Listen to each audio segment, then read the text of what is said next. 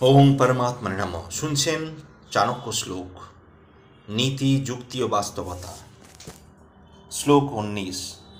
বরমেক গুণীপুত্র ন চ মূর্খ শতান্যপি একশ্চন্দ্রস্তমোহন্তি ন চ তারা সহস্রচ। একজন গুণীপুত্র অনেক ভালো 100 মূর্খ পুত্রের চেয়ে। একমাত্র চন্দ্র যে অহংকার দূর করে, অসংখ্য নক্ষত্র সেই অহংকার দূর করতে পারে না। সংসারে উপকারী মানুষের সংখ্যা খুবই নগণ্য, অপকারী মানুষের সংখ্যা বেশি। বহু পুত্র থাকলেও যদি সুকর্মে না লাগে, একমাত্র পুত্র যদি সংসারে কল্যাণের কাজে লাগে, তাহলে এক পুত্রই সেও। শতপুত্রের কোনো কাজে লাগে না, দরকার লাগে না। শতপুত্র সুকর্মে না লাগলে নিজেদের মধ্যে ঝগড়া বিবাদ করে কর্মকে পণ্ড করে। তাছাড়া শতপুত্রে যদি গুণ না থাকে, তাদের মাধ্যমে কোনো কাজ সুষ্ঠুভাবে হয় না। কিন্তু একজন পুত্র যদি সুশিক্ষা সুগুণের অধিকারী হয়, শতপুত্রে যা পারে না এক পুত্রেই তা করে দেখাতে পারে, সমাজের কাছেও সে আদরণীয় হয়। তেমনি রাতের আকাশে আমরা অসংখ্য নক্ষত্ররাজি দেখতে পাই, কিন্তু সেই অসংখ্য নক্ষত্র দ্বারা অন্ধকার রাতের আধার ঘোচানো যায় না। শ্লোক 20।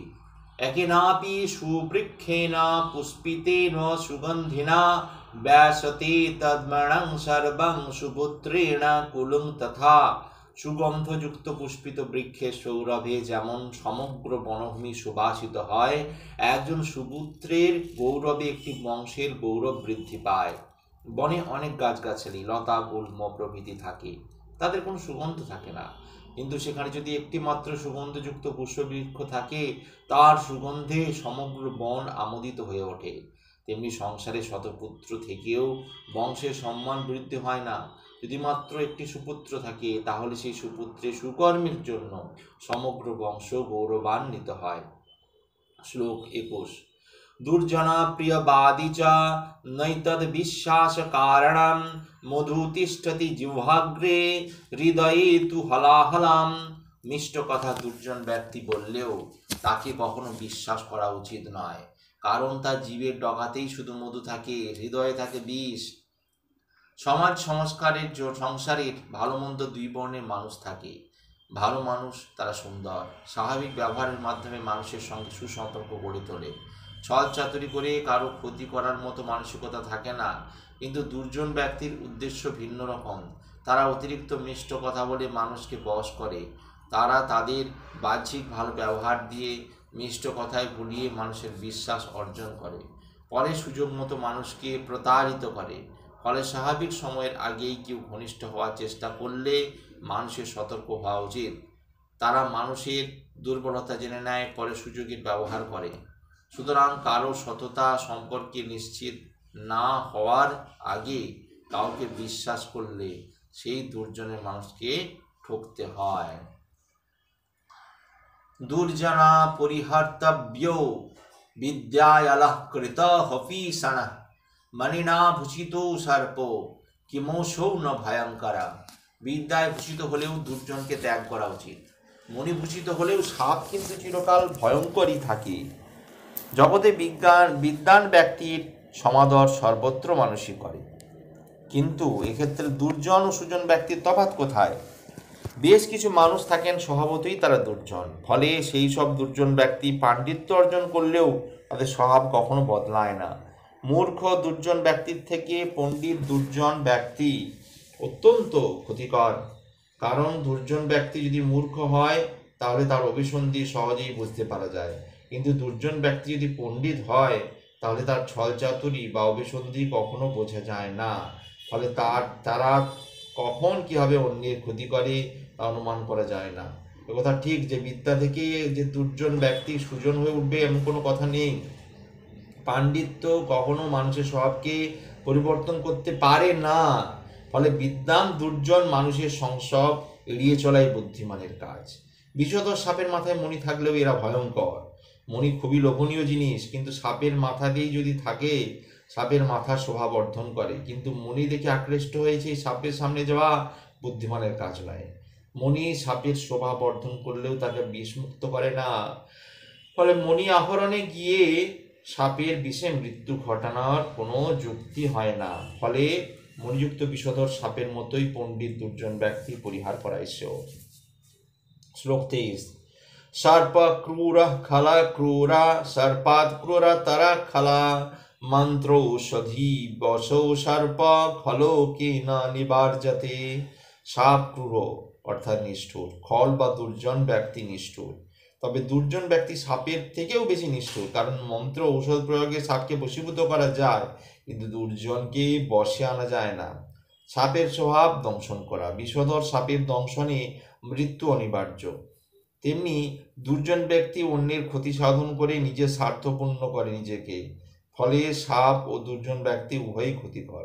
কিন্তু একটি কথা প্রচলিত আছে যে সাপ তার নিজের মতোই থাকে, যতক্ষণ না সাপকে কোনোভাবে আঘাত করা হয় সে ততক্ষণ সাপ দংশন করে না। সাপের স্বভাব ক্রূর হলেও অকারণে তারা আঘাত করে না, আঘাত পেলেই দংশন করে। কিন্তু দুর্জন ব্যক্তি বুদ্ধিবৃত্তি সম্পন্ন প্রাণী হলেও তাদের এই বোধ নেই।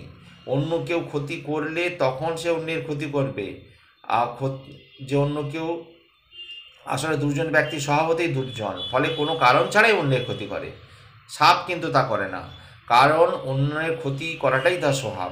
অন্যের ক্ষতি দেখলে মানসিকভাবে যে আনন্দের উপলব্ধি তাদের মধ্যে হয়, পরিকল্পনা করেই দুর্জন ব্যক্তিরা অন্যের ক্ষতি করে। ফলে বিষধর সাপের থেকেও বেশি ক্ষতিকর হলো দুর্জন ব্যক্তি।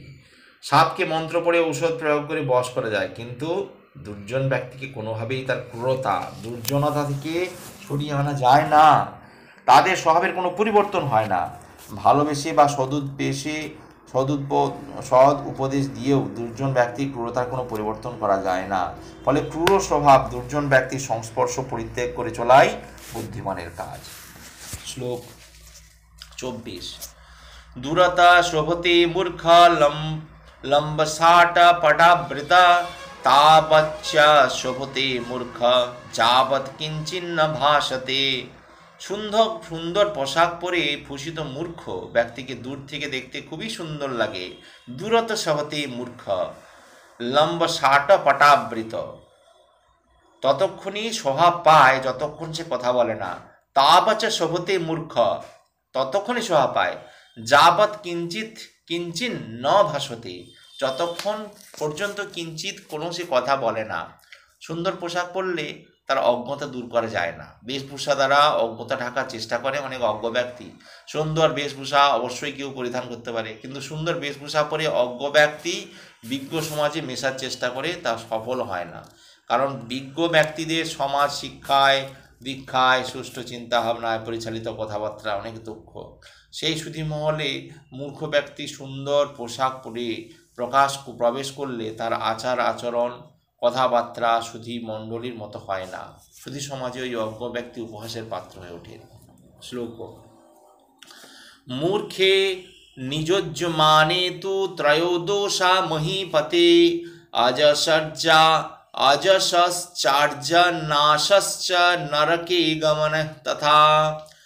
রাজা যদি মূর্খকে কাজে নিযুক্ত করেন, মূর্খে নিজোজ্জমানে করেন, তবে সেই রাজা তিনটি দোষের ভাগী হন। ত্রয়োদশা মহীপতে, তা হলো অযশ, অযশস অর্থহানি, অর্যশ অর্থশ্চ নাশশ্চ নরকে গমনং তথা, এবং নরকবাস।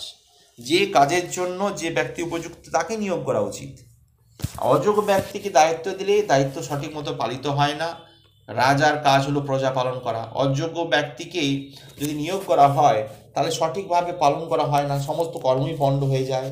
আর সেই অযোগ্য ব্যক্তির বুদ্ধি বিবেচনা না থাকায় ওই কাজ হিতে বিপরীত হয়ে যায়, প্রজারা অনেক কাজ থেকে বঞ্চিত থেকে যায়। ফলে রাজার প্রতি অসন্তুষ্ট হয়, কর প্রদানে ঘাটতি হয়, রাজকোষ শূন্য হয়, রাজার অর্থনাশ হয়, এবং অদক্ষ ব্যক্তিরা তারাই সমস্ত অর্থ শোষণ করে নেয়, এবং রাজধর্ম সঠিক মতো পালন করতে না পেরে রাজা নরক বাসও করতে পারে।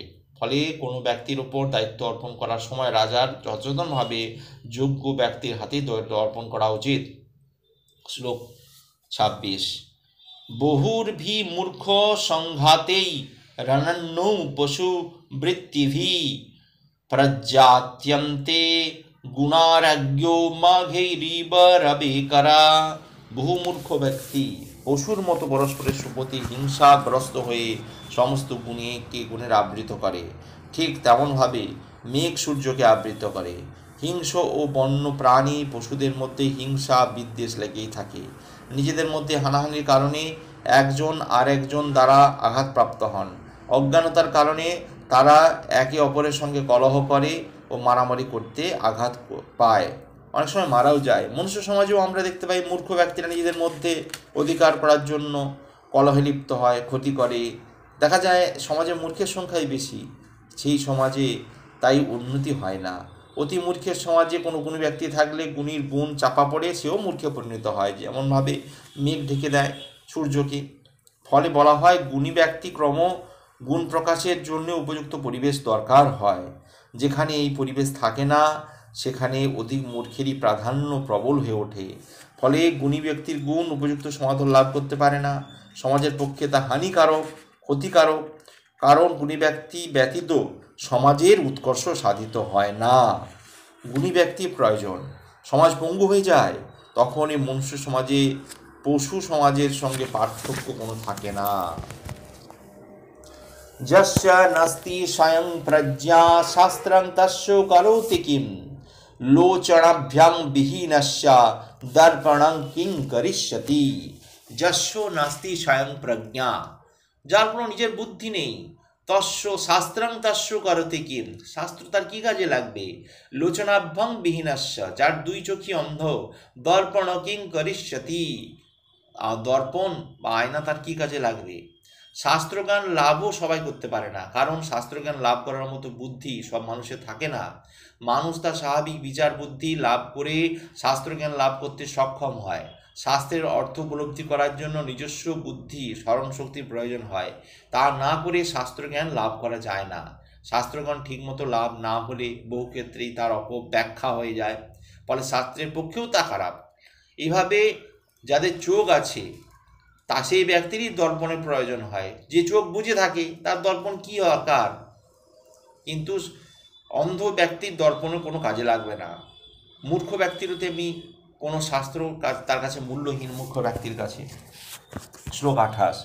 যো ধ্রুবাণী পরিত্যাজ্য হধ্রুবাণী নিষেবতে ধ্রুবাণী তস্য নশ্যন্তি চাধ্রুবং নষ্টমেব চ। যে ধ্রুবাণী পরিত্যাজ্য, যে ব্যক্তি ধ্রুবকে বা নিশ্চিতকে পরিত্যাগ করে, হধ্রুবাণী নিবেশতে, অনিশ্চিতকে গ্রহণ করে, ধ্রুবাণী তস্য নশ্যন্তি, তার নিশ্চিত বিষয় নষ্ট হয়, চাধ্রুবং নষ্টমেব চ, অনিশ্চিত যা তা তো বিনষ্ট হয়েছেই। জীবনে কখনো সুযোগ বারবার আসে না, তাই সুযোগ আসলেই সুযোগ গ্রহণ করা উচিত। অনেক মানুষই আছেন ভাবেন এ সুযোগ পরে আবার আসতে পারে, বহুবার আসতে পারে, যখন যা হচ্ছে যা পাওয়া যাচ্ছে না সেটাই করা উচিত, চেষ্টা করা উচিত। কিন্তু দেখা যায় ওই চেষ্টা হয়তো বিফলে যাবে। কারো বয়স পেরিয়ে গেলে চাকরি আর পায় না, কারণ ওই বয়সের মধ্যে তার চাকরির সুযোগটা ছিল, সেটি পেরিয়ে গেলে যার বাবা মা বর্তমান থাকতে থাকতে তার সেবা করে না, ওই সময় চলে গেলে আর পাওয়া যায় না, তা হাতছাড়া হয়ে যায়। তার ফলে দুই দিকেই ক্ষতি হয়। আগে আসা সুযোগটি আবার নাও আসতে পারে। ফলে যদি কোনো সুযোগ কখনো আসে অবিলম্বে গ্রহণ করা উচিত, কারণ সুযোগ কখনো চিরস্থায়ী হয় না বা বারবার আসে না, নানা কারণে নষ্ট হয়ে যেতে পারে, বিভিন্ন সময়ের কারণে, পরিস্থিতির কারণে। ফলে বলা যেতে পারে নিশ্চিত বিষয়ে সদ্ব্যবহার যে করে না সে মূর্খ, আর অনিশ্চিত বিষয় সে তো অধরাই রয়ে গেল। শ্লোক 29। কিং কুলেন বিশালেন গুণহীনস্তু নো যো নর অকুলীনো হপি শাস্ত্রজ্ঞ দৈব তৈরিপঃ পূজ্যতে। কিং কুলেন বিশালেন, গুণহীন যে ব্যক্তি তার উচ্চ বংশে জন্মগ্রহণের সার্থকতা নেই। কিং কুলেন বিশালেন গুণহীনস্তু যো নরা, তার কুলের কোনো বিশালতা নেই গুণহীন ব্যক্তি। আকুলীন হপি শাস্ত্রজ্ঞ, অকুলীন হয়েও যিনি শাস্ত্রজ্ঞ, দৈবতৈ রিপঃ পূজ্যতে, তিনি দৈবর কাছেও, দেবতা কুলের কাছেও পূজা পান। সমাজে অবশ্যই বংশমর্যাদা সমাদর আছে, কিন্তু যে বংশে সমাদর প্রায় বংশমর্যাদা থেকে সমাদর পায় শাস্ত্রজ্ঞ ব্যক্তি। উচ্চ বংশে জন্মেও যদি পড়া গুণ না থাকে তাহলে